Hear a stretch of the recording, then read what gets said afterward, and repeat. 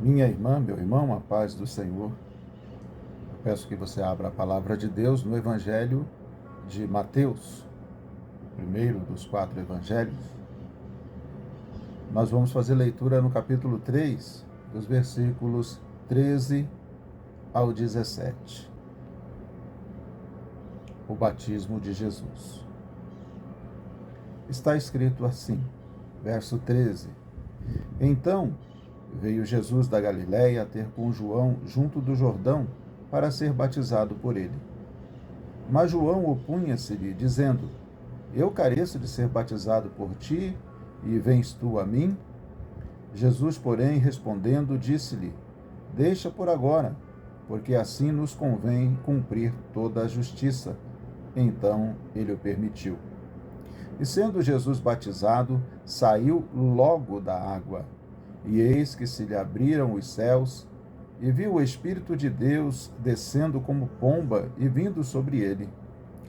E eis que uma voz dos céus dizia: Este é o meu Filho amado, em quem me comprazo.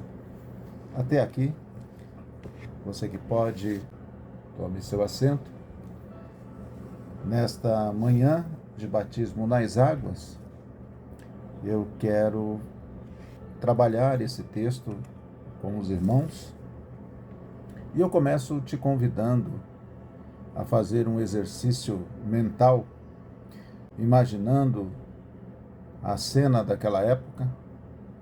E não era um templo, não era uma solenidade com pompa, não havia tapete vermelho, não havia púlpito, nem holofotes.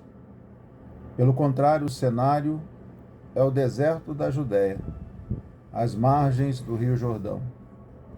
Apesar de estar próximo à água, um lugar instável é o que nos vem à mente ao formar a ideia de um deserto.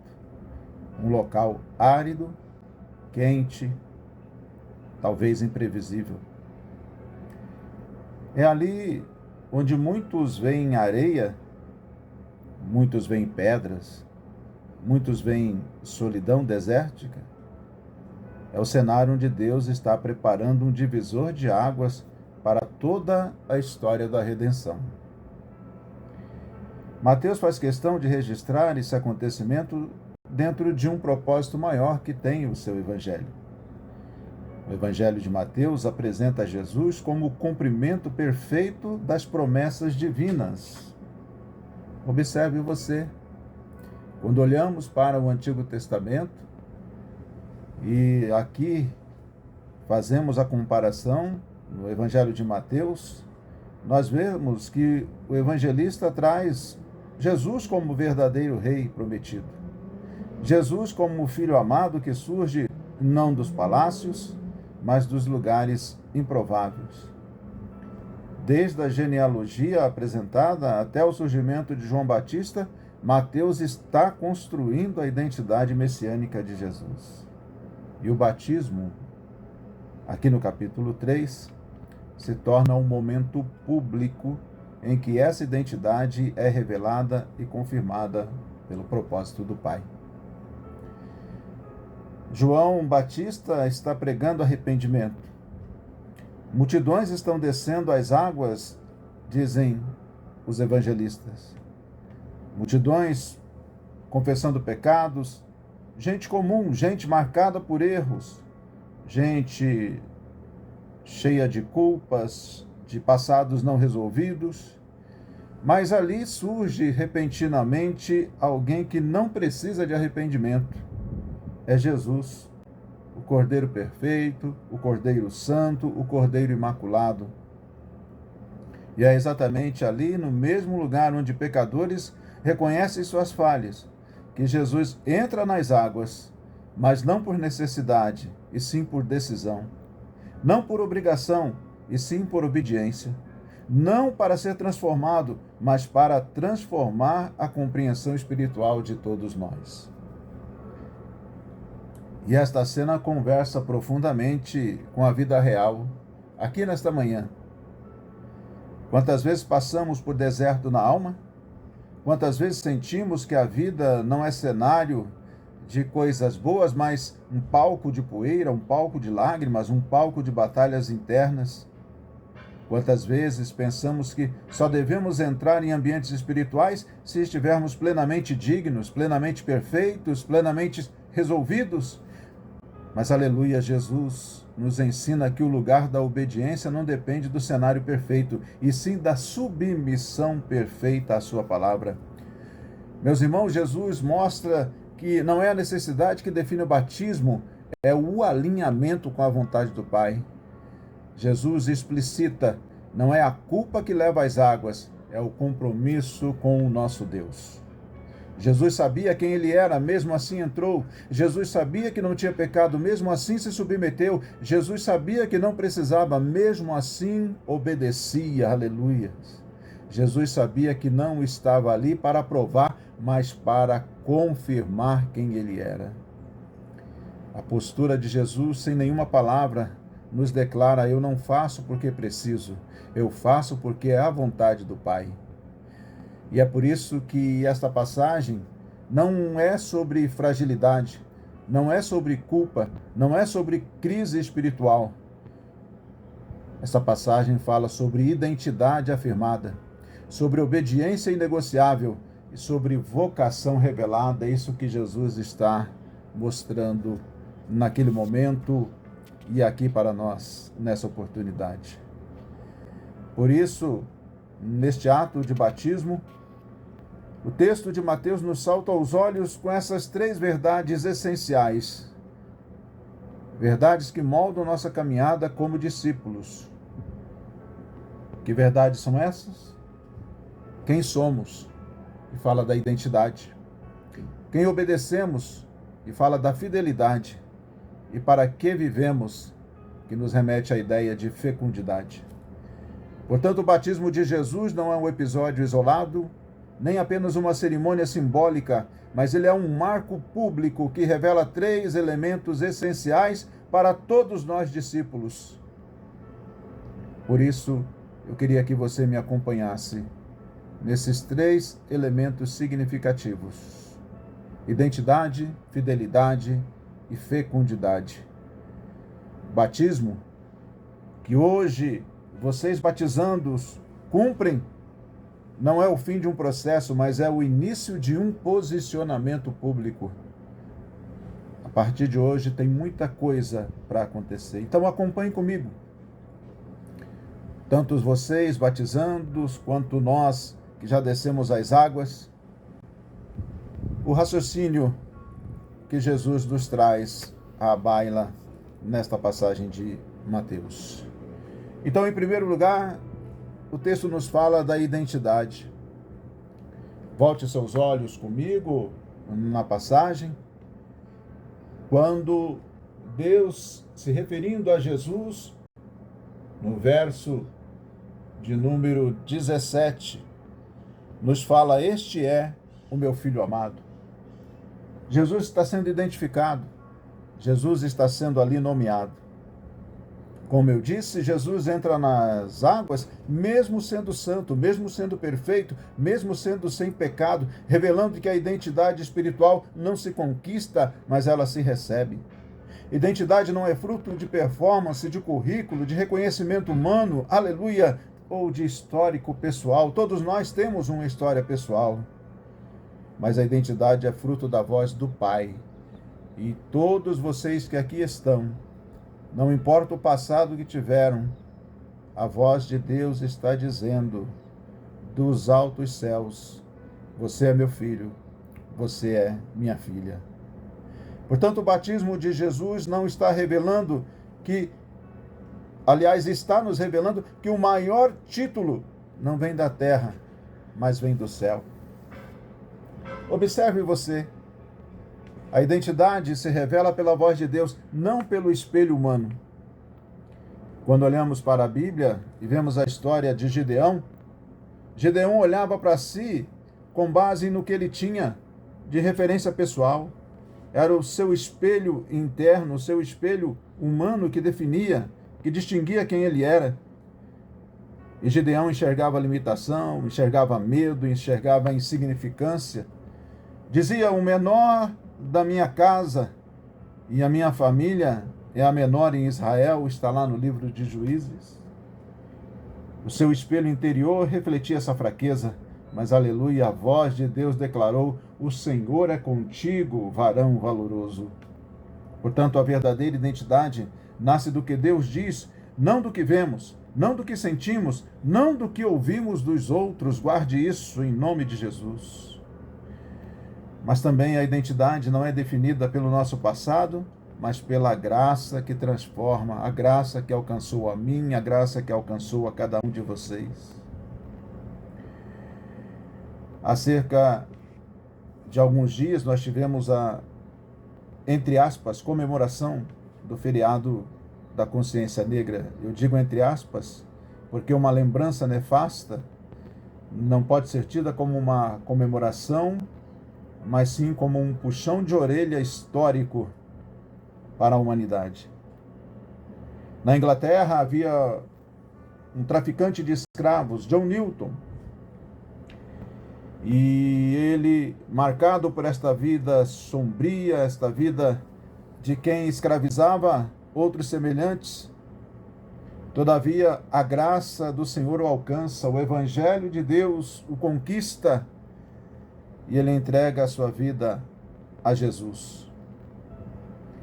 E ali, embora o seu passado pudesse martelar sua consciência, ele traz uma frase memorável que eu quero compartilhar com os irmãos. John Newton disse: eu não sou o que devo ser, mas pela graça de Deus, não sou mais o que era. E nesta manhã aqui, todos nós não somos mais o que éramos. A graça de Deus nos alcançou e está escrevendo para nós um novo fim. Está escrevendo para nós uma nova continuidade de vida até nos encontrarmos com o Senhor. Portanto, o passado de John Newton não foi a sua sentença, mas, aleluia, foi o palco onde a graça reescreveu sua história, assim como está reescrevendo a história de vocês aqui. John Newton prova que identidade não é prisão, é redenção quando Deus entra na narrativa. Quando nós permitimos que Deus entre na narrativa da nossa vida, o final é outro. O final é de glória, o final é de eternidade. Porque às vezes é exatamente assim que acontece na nossa vida. Quantas vezes a identidade que carregamos está baseada no que ouvimos das pessoas, no que sentimos sobre nós mesmos, no que o passado grita, no que a sociedade exige ou no que a fraqueza tenta ditar. Mas Jesus nos mostra que não é a régua do homem, não é o padrão humano, não é o rótulo social, nem o histórico pessoal que determina quem somos. Ele revela que a identidade verdadeira não nasce da comparação, nasce da revelação, aleluia. Não vem de aplauso, vem de filiação que nós conquistamos pelo batismo e que os amados também nesta manhã farão o mesmo em alguns instantes. Não brota de performance, mas da presença do Pai. Se Deus é quem nos criou, aleluia, somente Ele tem a autoridade para nos nomear como filhos. E se é Ele quem nos chama, nenhuma voz contrária tem poder para nos cancelar. Em Cristo você não é a soma dos seus erros, você não é o que disseram, você não é o medo que sussurra, você é quem Deus declara que você é. Portanto, que na sua consciência você grite nesta manhã: eu não sou fruto da opinião dos outros, eu sou fruto da redenção de Jesus. Minha identidade não vem do meu passado, minha identidade vem do Deus a quem eu sirvo. Eu sou o que Deus diz que eu sou, aleluias. Às vezes, na igreja, passaremos por momentos assim, porque a igreja está no mundo e nós somos encaminhados para o mundo, para ali fazermos a obra do Senhor. E é bem verdade que muitas vezes nós tentamos nos enxergar através da régua do homem, da crítica do passado, do espelho da insegurança, do modelo desta geração.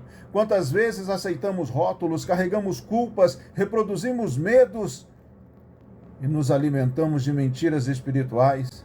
Mas o batismo de Jesus nesta manhã nos levanta com uma verdade inegociável. Não é o diagnóstico humano que decide quem você é a voz do céu. Não é o que disseram da tua infância, não é o que a vida tentou te convencer, não é o que o inferno gritou nos teus dias de guerra. A identidade do filho não nasce da desenvoltura, nasce do Pai. Quando o céu fala, a terra se cala. Quando o Pai declara, o passado se curva. Quando Deus nomeia, ninguém destitui. Louvado seja o nome do Senhor. E nesta manhã eu profetizo na sua vida, em nome de Jesus, você não é produto do seu histórico, você é fruto da graça. Você não é o que te feriu, você é o que Deus prometeu. Você não é o que você sente, você é o que o Pai declarou. Se prepare.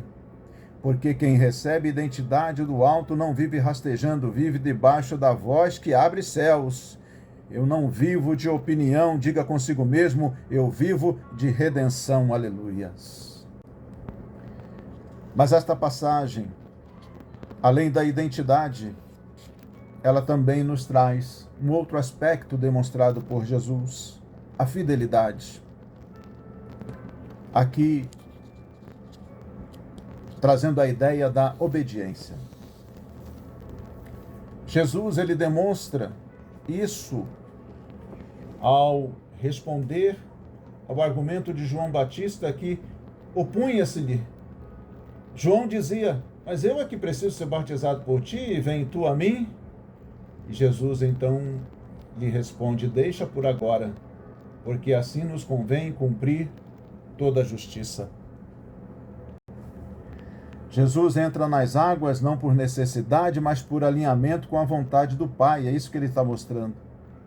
Ele demonstra que obedecer não é sinal de fraqueza, mas de maturidade espiritual. Não é humilhação, é posicionamento. Não é perda, é alinhamento com o céu.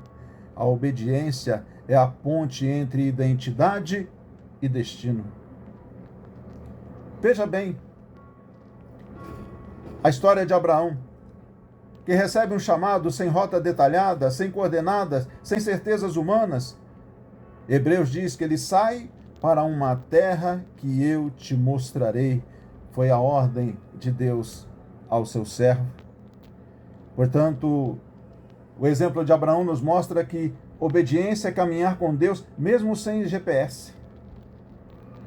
Ele não caminha porque enxerga, ele caminha porque confia.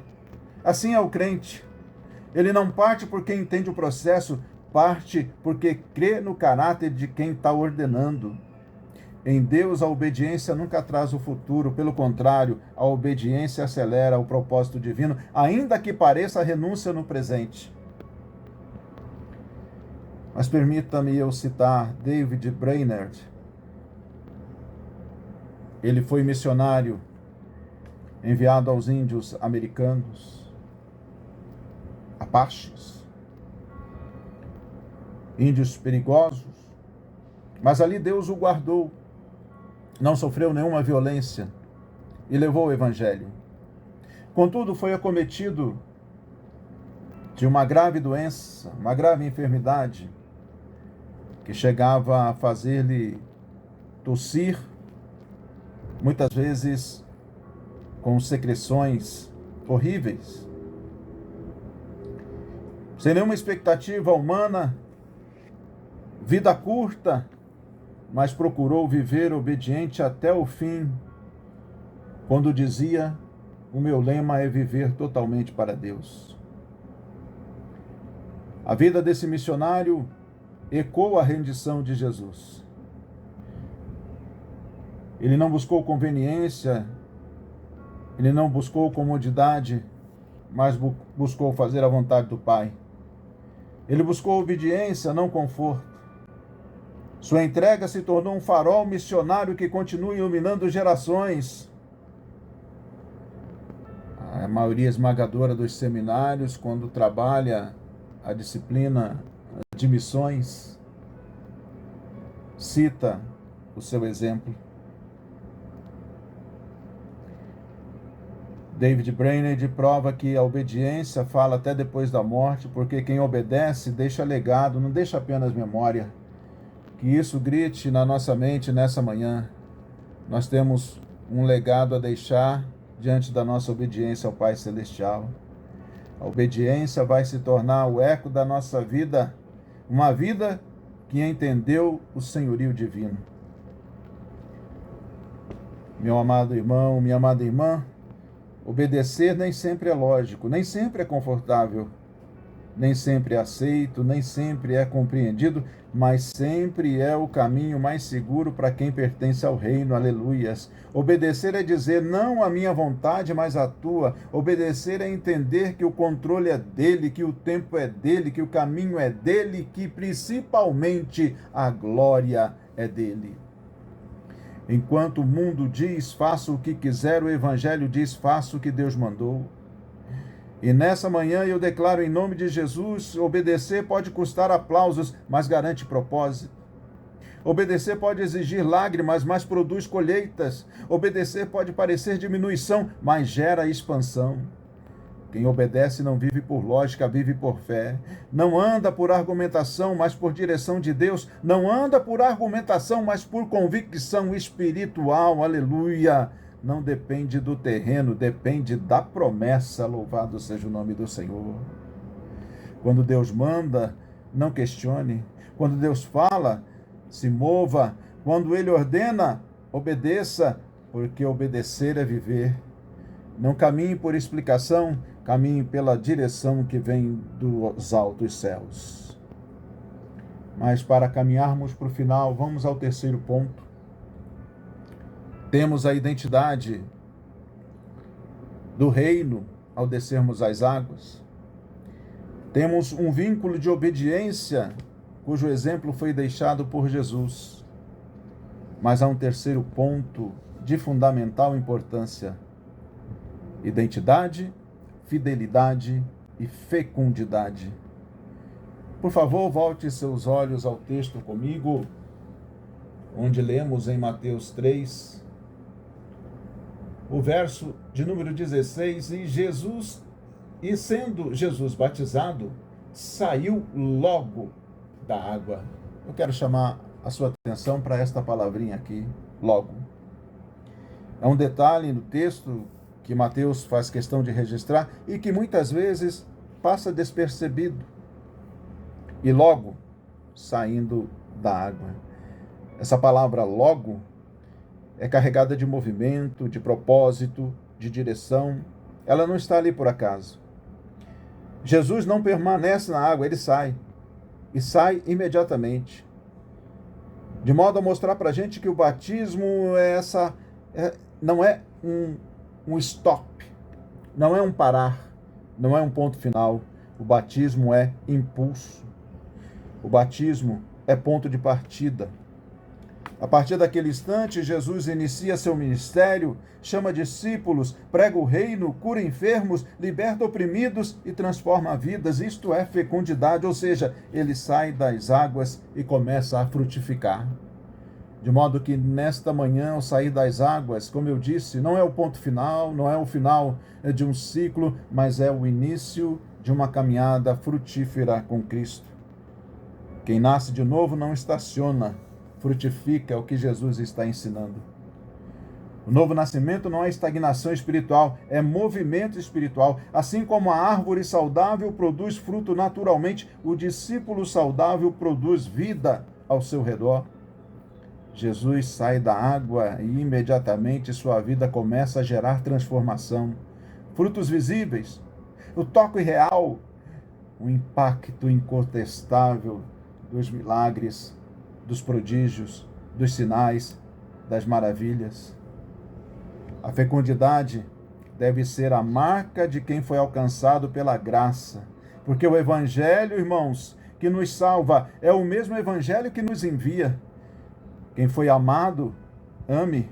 Quem foi alcançado, alcance. Quem foi restaurado, restaure. Quem foi discipulado, que discipule. Quem foi gerado por Deus, que gere filhos espirituais. Fecundidade é evangelizar, é discipular, é testemunhar, é servir, é não guardar para si aquilo que recebeu. O batismo nos tira das águas para colocar-nos na missão. O modelo é Jesus. Observe você, ele sai da água e entra na missão, ele sai da água e enfrenta o deserto, ele sai da água e inicia seu chamado, ele sai da água e começa a gerar vida por onde passa. Da mesma forma, Deus não chama você para ficar molhado, mas para frutificar. O batismo marca um antes e um depois. Depois das águas vem a obra, depois das águas vem o fruto, depois das águas vem a fecundidade. Portanto, o batismo não é simplesmente um rito denominacional, não é apenas um registro em cartório, não é apenas um carimbo doutrinário que você receberá um certificado, um cartão de membro, aleluias, mas o batismo é posicionamento público e principalmente é honra espiritual. Então reflita diante desta verdade, você está ouvindo mais a voz de Deus ou a voz das feridas? Você obedece porque entende ou obedece porque confia? Sua fé está estacionada ou está no modo envio? O batismo declara que não caminhamos pela desenvoltura, apenas pelos nossos talentos, mas nós devemos caminhar pela aliança que o Senhor faz conosco e que a nossa vida pertence àquele que nos nomeia, àquele que nos dirige e àquele que nos envia.